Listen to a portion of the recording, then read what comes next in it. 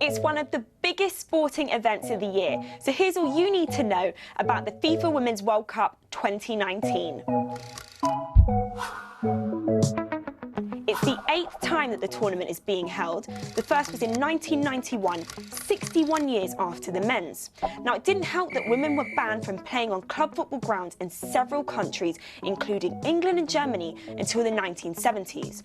This year's tournament is taking place in France in June and July, and 24 teams have qualified. Just 4 have won the title, though. That's the US, Japan, Norway and Germany. In every way, women's football is on the rise.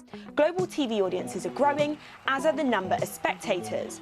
More than 900,000 tickets have already been sold for this year's event, with the opening match, semi-finals and final selling out within 48 hours.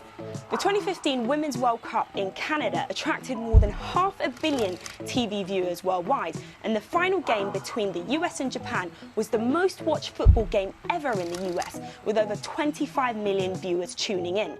The winning US women's team then received $2 million in prize money, and that amount is set to double for the winners of this year's World Cup in France.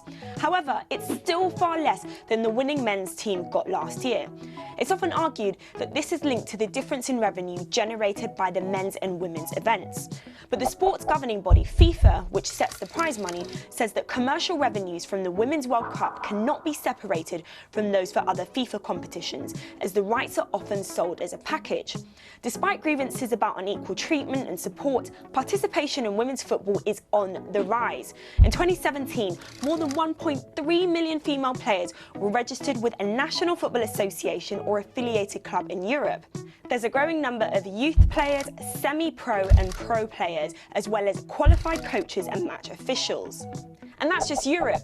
FIFA says it's working to increase female participation in football across the world.